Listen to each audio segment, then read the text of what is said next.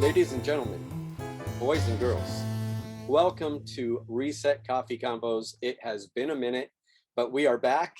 Today, we are talking with Josh Hoover, who has actually been a guest on here before. Yes, Josh? That's right. Yeah. Yes, different set of circumstances, but Josh is now running for California State Assembly District 7. That's right. It's a newly formed district, yes? Or Yes. the boundaries were changed. Yeah, they redrew everything in the whole state, Congress, Assembly, State Senate. They redrew all the lines. And this is a new district that encompasses the cities of Folsom, Rancho Cordova, and Citrus Heights, and then a number of unincorporated communities as well.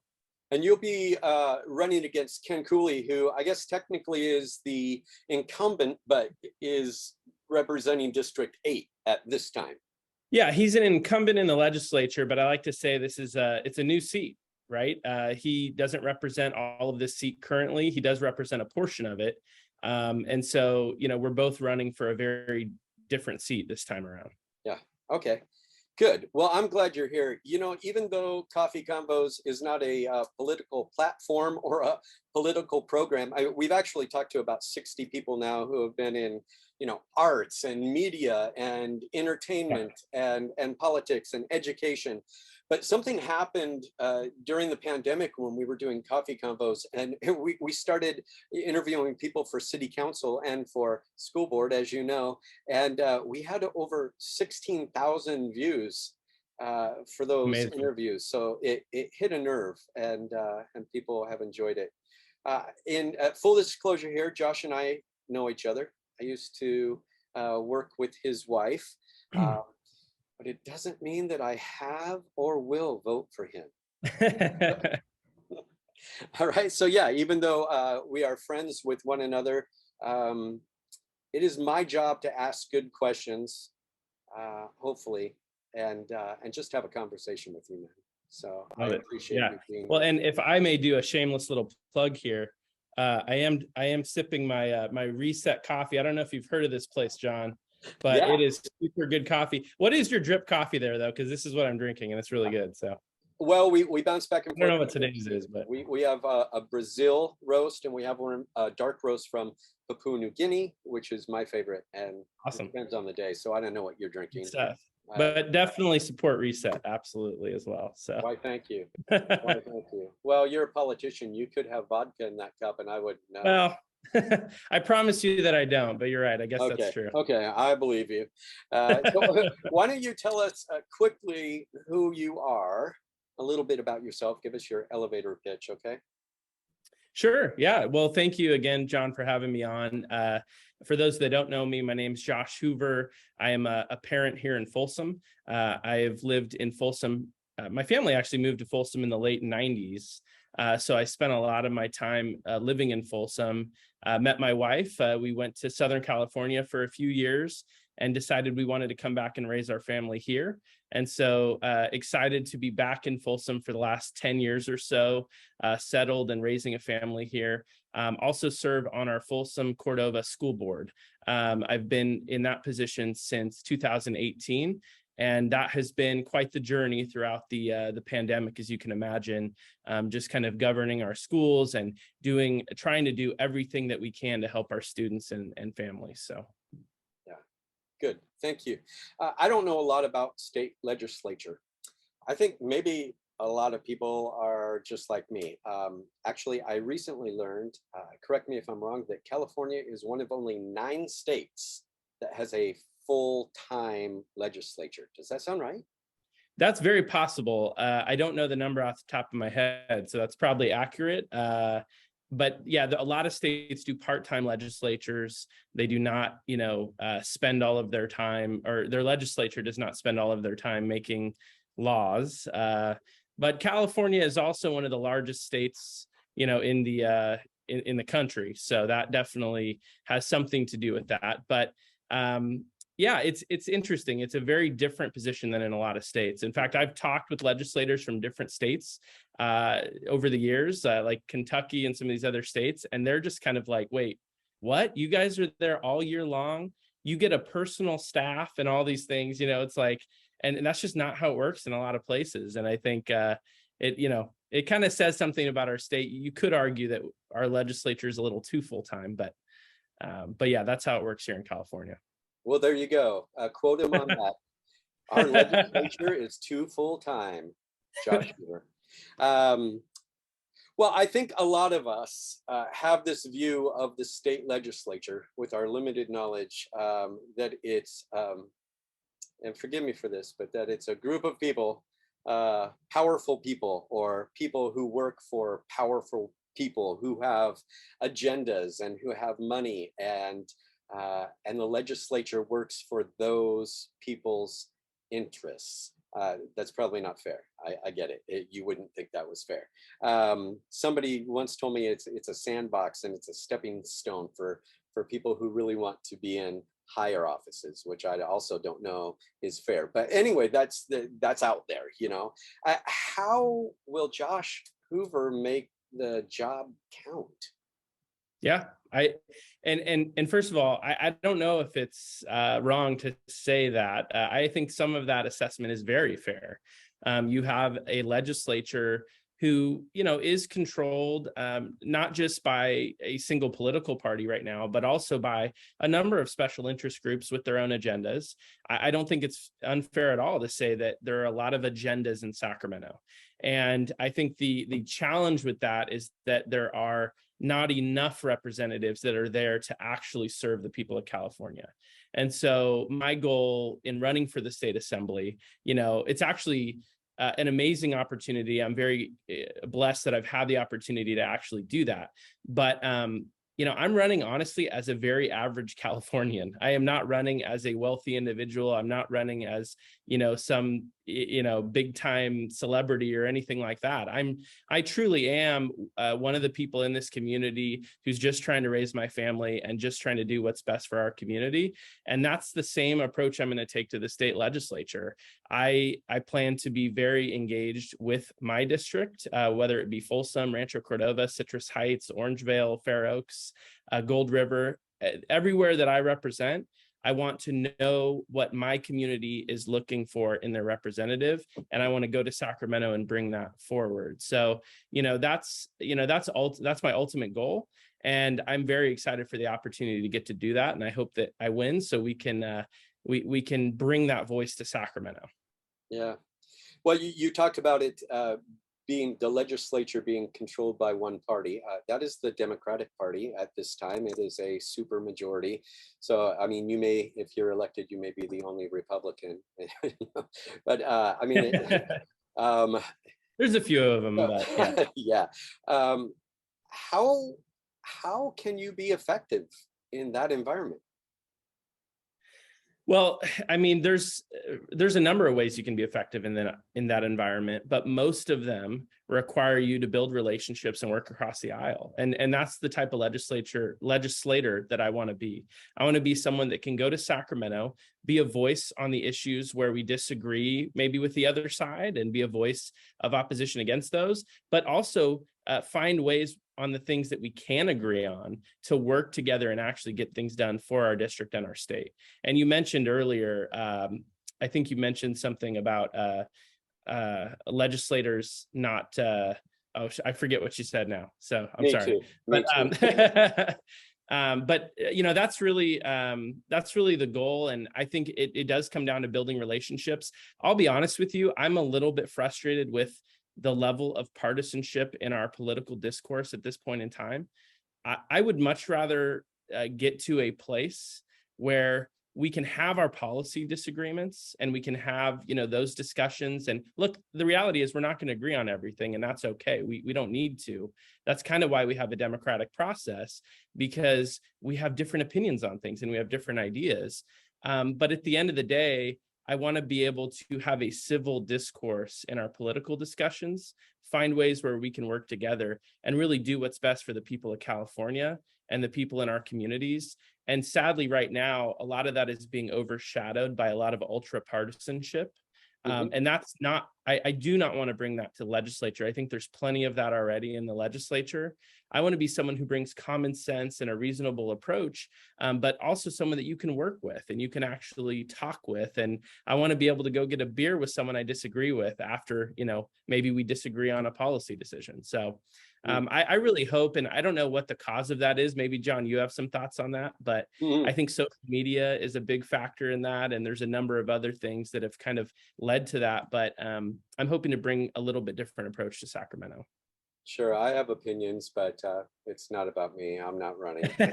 My wife told me I never ever could. So if I want to keep my wife, that's not happening.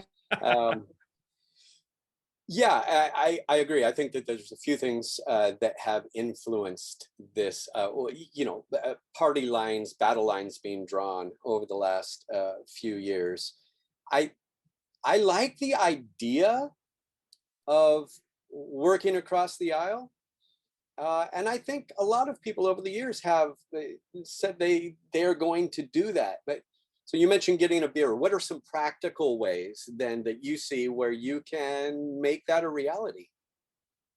Well, I think we need to treat each other as human beings, and not just political opponents. And that requires you to be able, in some ways, to set aside your differences, right? Sometimes, but also, you can't compromise your principles either. And there's a lot of things that I'm running to deal with in Sacramento that I think our state is trending in the wrong direction on. I want to make our education system better. I think, I strongly believe we need to do more to improve public safety in our communities, to reduce burdens on small businesses. A lot of those things I want to work on. And so I do not want to compromise those principles, but you also have to sometimes be able to set aside your differences so that you can create those relationships and then be able to work together and find areas of common ground. And I think that's really what it's all about. But the problem is it's not easy to do, right? It's not going to happen overnight. It takes investment in that approach. And so, and I just think it's easier. I'll be honest with you. I think it's easier not to do that. And that's why you see so many people just, trying to get clicks on social media or, score points with their side, as opposed to actually doing the hard work of, getting stuff done with the other side. Right. So. Yeah, much easier to dissolve than resolve, they say. Right. So is this a long game for you? Yeah, actually, that's what I was going to mention earlier. So you had mentioned, people use this as a stepping stone to higher office. For me, federal politics do not interest me in any way, shape, or form. Okay. And so, my plan is if I get elected, my hope is to serve for as long as the voters will keep electing me, and also, until obviously I term out. So in the assembly, that would be a period of 12 years. It is a long-term investment for me. I love this community. I've, spent most of my life in this community. So I would love the opportunity, as long as the voters elected me, to serve this community in that capacity. Yeah, good. You mentioned education, you mentioned small business, but so just as the every human, me, live from my Airstream, where my wife and I live full time, I spent a lot of time on websites, researching, wondering what I was going to ask you today. When I went to your website, it doesn't like you have chosen, at least at this point, to not list what you are passionate about. Or I can't find much on it there anywhere. Your positions on things. Is that something that you choose to stay out of? Are you going to do that at some format? How will people learn what Josh Hoover is passionate about? Well, I think, if you follow me at all on social media, whether it's Twitter or it's Facebook or it's Instagram, you'll see a lot of the policy positions that I talk about. So I'm definitely not trying to hide any of those. And I wasn't accusing you of hiding either. Yeah. No, I appreciate that. And we definitely plan to add more detail to the website as well. But I think what's on the website now does kind of summarize some of my priorities. I mean, I think what it boils down to, and again, I I could list, 100 priorities, but I think people want to know what are the main things that you're going to focus on. And so for me, I think in this community, people move to this community and they want to be in this community for three very, I think, pretty straightforward reasons. They want great schools to send their kids. They want safe neighborhoods where there is a law enforcement presence where their family is going to be safe, and they want to be able to afford to live there, to afford to live in California. And I think that's the piece at the end where it's becoming less and less attainable every year. And so when we're out talking, we've been out talking to voters, knocking on doors, and the number one issue that we're hearing about, and there's a lot of issues that people care about, but the number one issue right now is inflation, is cost of living, and how that's so much harder. Everyone in the country is dealing with that, but in California, we're dealing with that on just a different level. Because not only are we grappling with inflation, not only are we grappling with some of the highest housing costs in the country, but we're also grappling with the highest income tax in California, or the highest gas tax in the country, right? So, I mean, it's just almost like piling on in California. We are just so burdened by extra costs that other states, it's just not the case. And so one of my main priorities when if I am elected is going to be to focus on how can we reduce those costs for everyday Californians. And I think there's a lot of work that we can do there, both on tax relief, but also on policy, on regulatory burdens for businesses and reducing those. I mean, there's just so much work there that we can do to really just make life more sustainable and affordable for Californians. So how did we get here? How did we get to everything being so expensive? What's your opinion? I think there's a lot of different factors, but at the end of the day, I think the reality is that our representatives have voted on a lot of policies and a lot of laws that have just made things more expensive. Whether it's tax burden, again, not, and I'm not going to do this the whole time, but one example, my opponent in this race, Ken Cooley, in 2017 voted to increase the gas tax. It made it the highest gas tax in the country, but not only did it increase the gas tax, it tied it to inflation so that it increases every year following that vote. And so every July, our gas tax goes up again and again and again. And it's policies like that that do contribute in the long term to these increasing costs. But there's a number of other things as well. There's a package of bills going through the legislature right now on basically to address climate change. Now, I am someone who I care about the environment, I care about the climate, and I want to do everything we can to be good stewards of it. But the problem in California is we're putting forward policies. So this one going through the legislature right now, it would raise the cost of a house in California by $50,000. And that's to me, I think that we can care about the climate without bankrupting Californians and making housing, less affordable. So I think there's just a lot of things. We also have a solar rooftop mandate now in California. So every new house has to have solar on it. I'm not against solar at all, but that actually adds $30,000 to the cost of those houses. So when you look at all of these things, they all add up. Sometimes they're very little, but when you do all the things that we have done in Sacramento, they add up, and they add up to make us the most expensive state in the union. So I just think we need someone that's going to go to Sacramento that, maybe is struggling with those very same costs as the everyday Californian. And I know that my family's budget feels those every single day. And that's why I'm so passionate about it. So is it fair to say that you think government should stay out of climate change? Well, so what I like to say about climate change is that I think government has a role in potentially incentivizing the clean energy future. And by the way, I'm excited about the clean energy future because it's going to get here someday. We're going to get to a place where, we're going to have clean vehicles and clean buildings. And I think that is a fantastic goal. I think the government plays a more important role in incentivizing that future and enabling private industry to reach those goals rather than mandating that future. Because when you mandate that future earlier than it's ready, earlier than the technology is ready, that's when you increase costs on everyday Californians. And that's kind of the approach that California has taken. And so I think there are more effective ways to address that than mandating that something happen. Because the reality is that most of us want to see that future come, but we need it. It's not going to happen overnight. Okay. Um, that's good. That's good to hear that you care about it. That's because I think I did hear somewhere along the way some notion regarding government kind of being hands off to this. But thank you for that clarification. So over the next few decades, the plan is to eliminate gas burning vehicles in California. Do you think that's possible? I mean, is that realistic?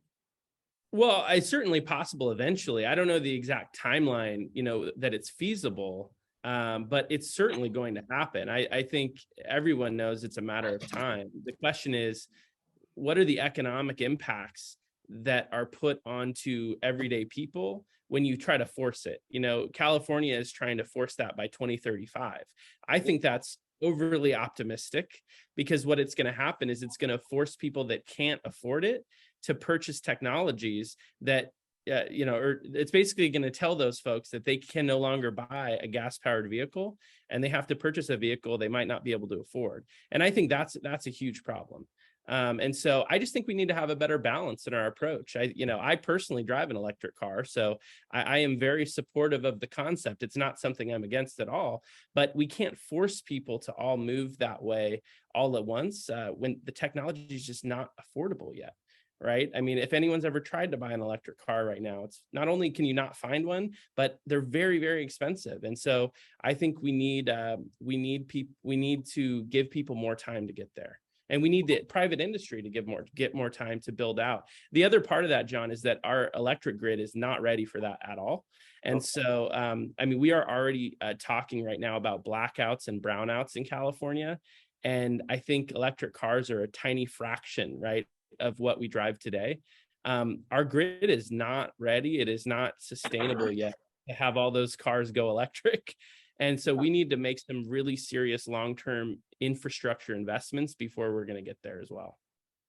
Okay. Yeah, I look forward to the day, honestly, when there's a vehicle that's electric, that is strong enough to tow the home I live in. Hey, don't exist didn't right now. Ford just come out with a truck or something? I don't know. I thought that was out there. We'll see. I'm sure it's yeah. coming soon. I'm sure it's Yeah. coming soon. Yeah, I hope so. I think that's wonderful. Okay, let's switch gears. Sure. Can we talk about the homeless situation for a bit? So, growing homeless situation in Sacramento, in Folsom, growing. I see it very clearly. Being a business owner in the historic district, it's a huge issue right now. There's things that are on the table like this care court. Yes, right now, community assistance, recovery, and empowerment. There's a bunch of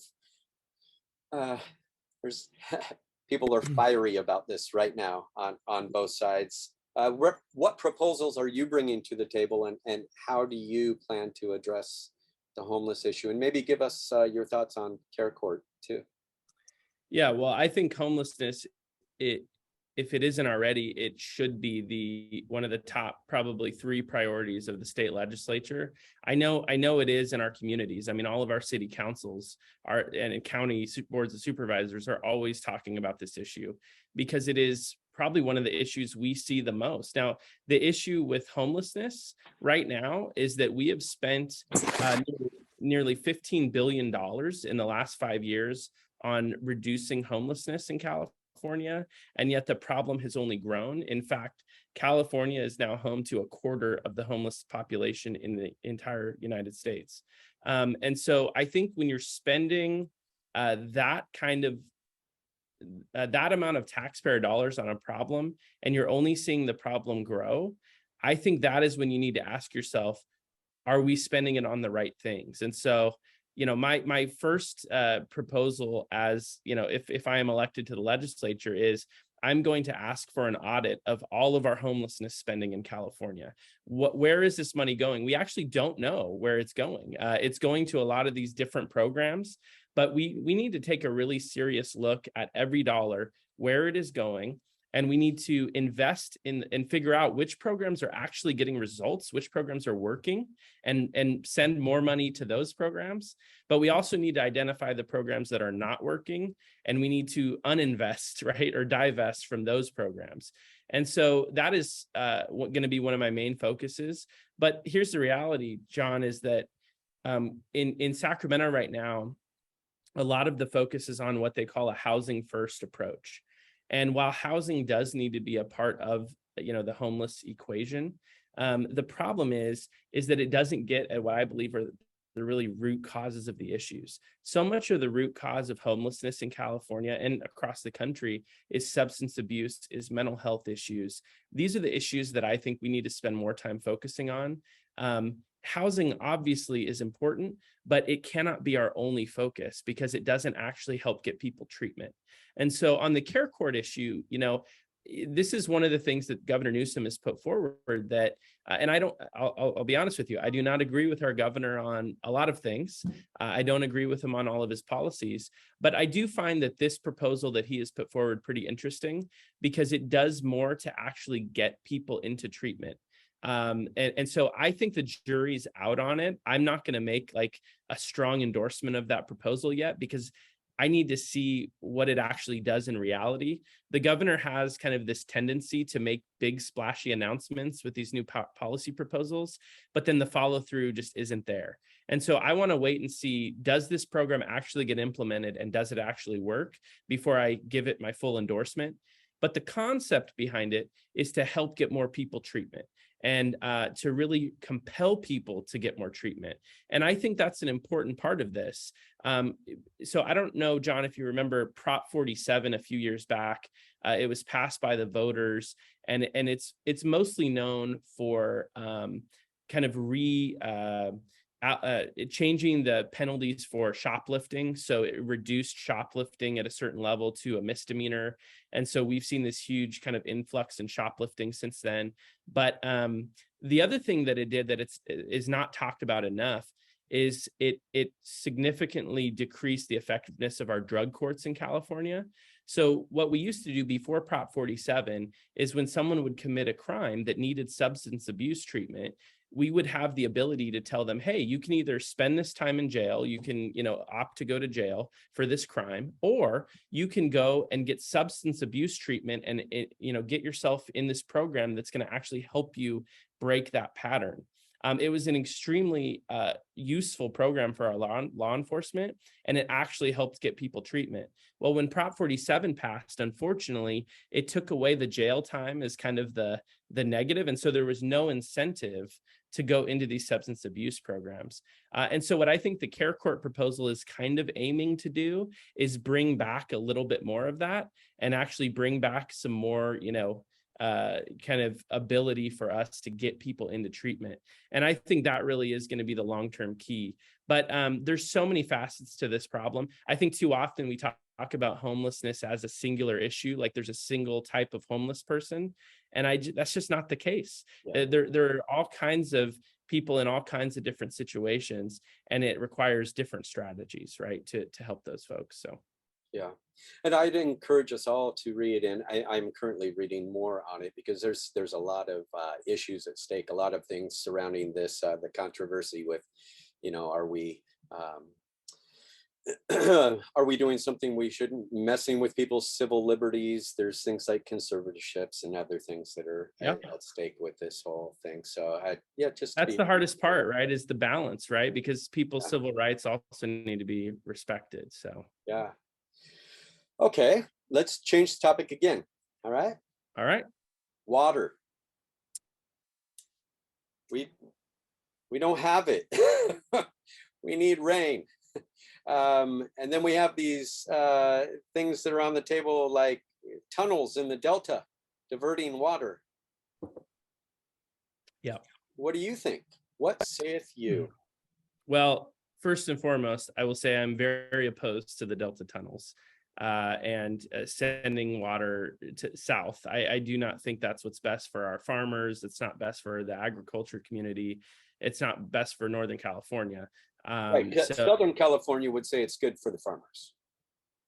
Well, Southern California certainly supports it. Yes. Yes. But I think, look, you started off at the beginning by saying that we don't have water, and I think that is part of it, right? We're in a drought, and Sure. we regularly are in droughts in California. This is something that we have known for a long time. But I would also say that we do have a lot of water that we're not capturing too. And, the voters have actually approved a number of water storage projects and infrastructure over the past decade that have still yet to be built. They've yet to come to fruition. And a lot of that is because of legal challenges, and just there's a lot of groups that are opposed to those projects for different reasons, including, some of the environmental groups. And I think that we haven't done enough as a state to fast track those projects so that we can actually capture the water that we do get, whether from rain, whether from our snow, snow caps. I mean, there is water, and we're letting a lot of it run off into the ocean as opposed to actually capturing it. And so that's something that, as a state legislator, I'm going to really emphasize is we have to get these reservoirs built. We have to reemphasize water infrastructure in the state, because that's the only way we're going to be able to plan for these droughts. Right. I mean, that's part of the process. But, I also have a little bit different approach on this too. And I think there's bipartisan support on this next part as well. And I would hope that there's bipartisan support on water storage too. I know that there is in the Central Valley. But I think we need to take a serious look at desalination. And find ways to expand desalination in California. We are one of the few states in the country where we literally live on the edge of the Pacific Ocean, and we have an abundance of water there that we can draw from, and we have the technology to do that. In fact, we already have some desalination plants that are operating. But the Coastal Commission recently rejected a new plant on the Central Coast. And I think that was the wrong decision. We need to invest in new technologies. We need new ideas to get us through these drought times. And I don't think droughts are going away. So we need to come up with new ideas on how we can get water. And so I would love to see a much greater investment in desalination. The challenge with them is that it's very energy intensive. It can be costly right now. I think the technology over time will improve, but we need to find ways to improve that technology and invest in it, because I don't think that, otherwise, I just don't think I think you're right. We're just not going to have enough water. So I just think we need more people in the legislature and in government to kind of embrace these new technologies and these new ideas. Good. Thank you for that. Okay, so desalination, finding new ways to capture water has to be paid for. Do you tap into the California surplus, which I understand is a lot of money? Am I wrong? Yeah, it's about $100 billion this year. This budget is about $100 billion surplus. Yeah. So is that how you pay for these things, or how do we pay for those things? I think that's obviously the key to the discussion, right? And this all goes back to, infrastructure. And the voters, honestly, have already passed a number of bonds to fund this infrastructure, not desalination in particular, but for water storage. They've passed funding mechanisms for this, and we still aren't building them, right? So, I think that's the hard part, is that the voters have made themselves very clear on this issue, and yet our state is still not really doing what they have asked us to do. But in terms of the budget, $100 billion surplus. Number one, off the top of my head, that right away makes me think we're probably taking too many taxes from Californians. I think we could definitely I think we need some serious tax reform in the state to reduce that burden on Californians, and just learn how to live more within our means. But when you have a surplus like that, you do need to spend it on the right priorities. And I think we've actually spent it on the wrong priorities. We passed a budget. We actually passed a nearly $20 billion stimulus package in the last few months that my opponent voted for, that all the experts actually say is going to increase inflation. It will contribute to increasing inflation, because the worst thing you can do when you have when your economy is dealing with significant inflation is pour more government money into that economy to stimulate it. That's the definition of inflationary, and that's exactly what we did in this budget, which I think is very unfortunate. I think what we should have done is we should have used a good portion of that money to temporarily suspend the gas tax in California. That would have saved every driver in the state 50 cents per gallon right off the bat of every gallon that they purchase. That would have provided real relief at the pump for Californians, and also provide more relief for small business owners. The California Chamber, so I don't know, John, you're a business owner, so you probably are familiar with this. Although your business opened in 2020, so it might have been gone by then. But what happened during the Great Recession is a lot of people had to be laid off. We had a serious strain put on our unemployment system in California. And we had to take a very large loan from the federal government out to help prop up our unemployment insurance fund in California. Well, according to the law, the people that pay that loan back over time are business owners, and they do that by paying higher payroll taxes until that loan is paid off. And so for that decade since the Great Recession, every business owner in the state was paying every year an exponentially greater amount per employee to pay down the principal of that loan.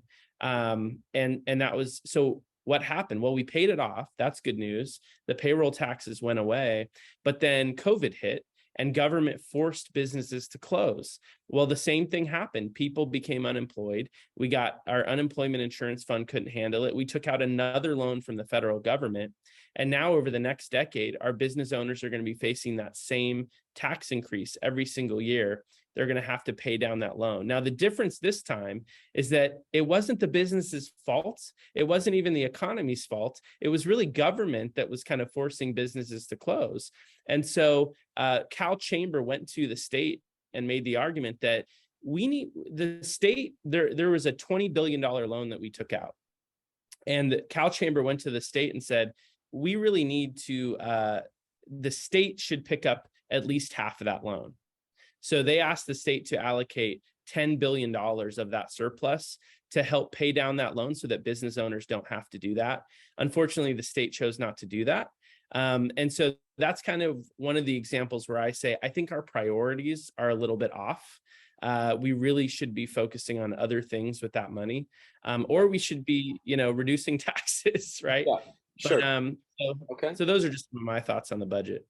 Those are good thoughts. So just kind of a question that rhymes with something you just mentioned. Yeah. So this last unemployment fiasco with COVID also created this huge unemployment fraud issue that we're dealing with. What's being done to get that money back, hold people accountable? How do we take care of that? We need more accountability and oversight. I mean, it's just that simple. I mean, we basically tasked the EDD, with managing this system, and billions and billions of taxpayer dollars were taken out of the system in fraud. And, you want to talk about, funding water projects and helping small business owners recover and reducing taxes. I mean, these are all things we could have done with that money that actually went in a lot of cases to prisoners and a number of other folks that were gaming the system. They are trying to get some of that money back, but it is a tiny, tiny fraction of what was taken that they've been able to retrieve. So I don't know if that money's ever going to be able to come back in full, but what we do know is that we can't let it happen again in the future, right? And the only way we do that is by improving our systems at the EDD. And it starts with the legislature providing more accountability and more oversight. I mean, we need oversight hearings on this. We need the legislature to come in and demand answers. And, unfortunately, that just hasn't really happened.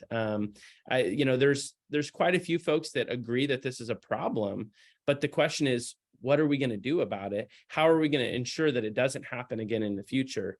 And, my concern is that these bureaucracies, we give them so much power, and then we just kind of step away and hope that they do a good job. But the legislature and the governor need to stay engaged with that and make sure they're doing their jobs correctly. And you're committed to that. Absolutely. I think, in fact, I think there's bipartisan commitment to addressing this issue, I hope. But we just need to make it a priority in Sacramento. So you've mentioned your opponent a couple times, so I'll try to do a good job of taking those very things to Mr. Cooley too, and hearing his position, which I think you've been respectful as you handle those things. And I really assume that he will be respectful in answering those things too. I have so many things we could talk about, but speaking of Mr. Cooley, and I'll give him a chance on this. He's typically, I've heard him described as a moderate. And so if you go read, what do moderates believe on the mighty Google, and you compare that to what do Republicans believe, or, you're going to come up with pretty much the same answer in many cases. So how are you different? Well, I think Mr. Cooley definitely presents himself as a moderate.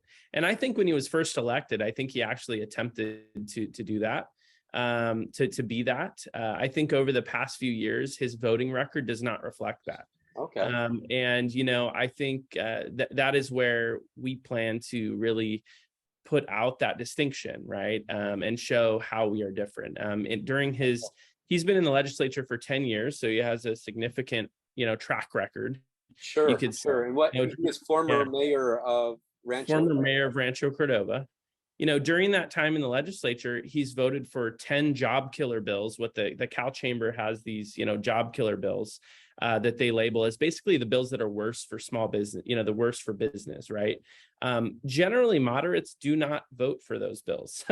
And during his time in the legislature, he's voted for 10 of those bills.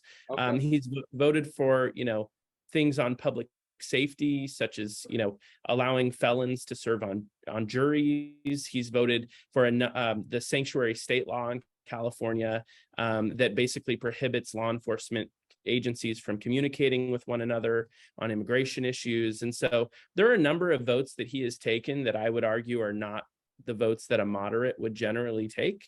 And so I think there are a lot of differences. And those are some of the questions you may want to ask him. But yeah, absolutely. I think my focus is, again, as I said earlier, is just going to be that voice for our communities, for our law enforcement partners. How can we improve California in the ways that we are going in the wrong direction? And that's going to be my focus. And that's one of the reasons why I have received the support of every local law enforcement agency in this district and in this race, because they do see me as the right choice for public safety, because I will be a voice in the legislature for keeping our community safe. So. Okay, good. Thanks. I appreciate that. All right, we'll wrap it up, and we're going to finish this off with a segment I like to call Politicians Give Medical Advice. Okay. Are you going to put some music in there when you edit it? I mean, maybe. Who knows what's going to happen here. But I woke up last night with a huge cramp in my leg, Josh, and it has happened to me my entire life. What should I do to fix this situation? I don't know. That's a really great question, Josh. Thank you. That's a very fair answer. I appreciate it. I don't know. I'm not a doctor, so. Well, there you go. Or a physical therapist, for that matter. So. Well, there you go. I appreciate that answer. I mean, I suppose there's a bunch of right answers, but that one didn't sound wrong. Should I say walk it off? I don't know. I tell my kids that a lot. Oh, yeah, maybe. All right. Well, everyone, this has been Joshua Hoover. And Josh, thanks for taking the time today to do this. And we look forward to hearing more from you, and appreciate your time. Thanks, John. Really, really enjoyed coming on. Appreciate it. All right. Peace to you.